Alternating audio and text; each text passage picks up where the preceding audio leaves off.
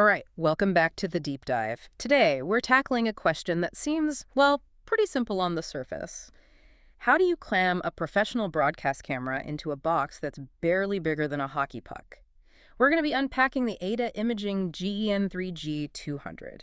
It's honestly kind of mind-boggling when you see it. I mean, we're talking about a camera that is just 1.5 by 1.5 inches, So tiny. and it weighs, what, just over 6 ounces? You look at that and you just know it was built for one reason: Right. to get broadcast quality video from places a normal camera could never, ever fit. So let's talk about those places, because the applications have to be pretty demanding if you're making something this specialized. Our sources point to a really wild range of uses. It's everything Yeah. from, a high-end web conference setup to truly extreme environments, like a dash cam in a race car, or even inside a medical operating room. And what makes that possible is the tech inside, right? The Yeah. sensor and the outputs. Exactly. It's got a solid 13-inch CMOS sensor, delivers a really sharp 1080p 60 signal. But the thing that makes it a pro tool, and not just some fancy webcam, is the connectivity. Okay, yeah. The I/O. We're not just throwing a stream up on the internet here. It has both HDMI 1.3A and, this is the big one, 3G-SDI. For anyone not living in a broadcast truck, why is 3G-SDI such a game changer? It's all about rock-solid reliability. An HDMI cable can get a little iffy over long distances.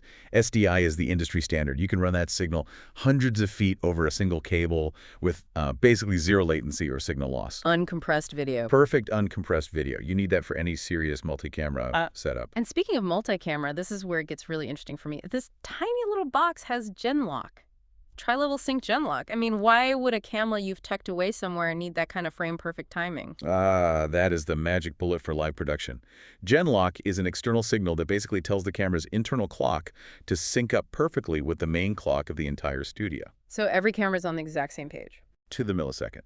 So when the director cuts from this tiny AIDA camera to, say, a huge studio camera, the switch is instantaneous.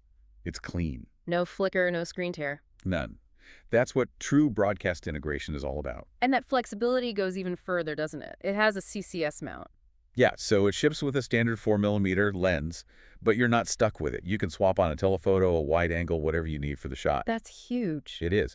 And you get really deep control, too, either through an RS-485 connection or, well, through the breakout cable they include. It has a little joystick for the on-screen display, the OSD.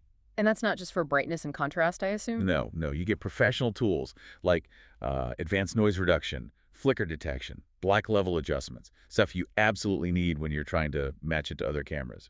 Now, pulling back to the business side of things for a second, we found a really specific detail in the source material. It seems that since October 9th, 2025, AIDA added a 15% tariff to all their products. Yeah, and they're upfront about it being included in the price.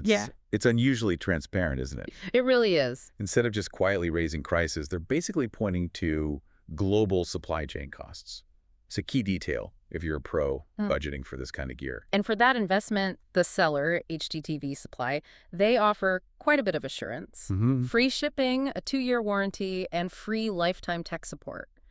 That last one is pretty critical for this kind of niche hardware. For sure. So when you put all the pieces together, the GEN3G-200 really proves a point. It shows that size is no longer a valid excuse for cutting corners on professional features. You've got full HD, pro-grade I/O, and the highest level of sync. In a package you can basically hide anywhere. Exactly. So that leaves a pretty provocative thought for you, our listener. As these ultra-compact cameras with full broadcast Genlock become more common, what kind of disruption does that cause?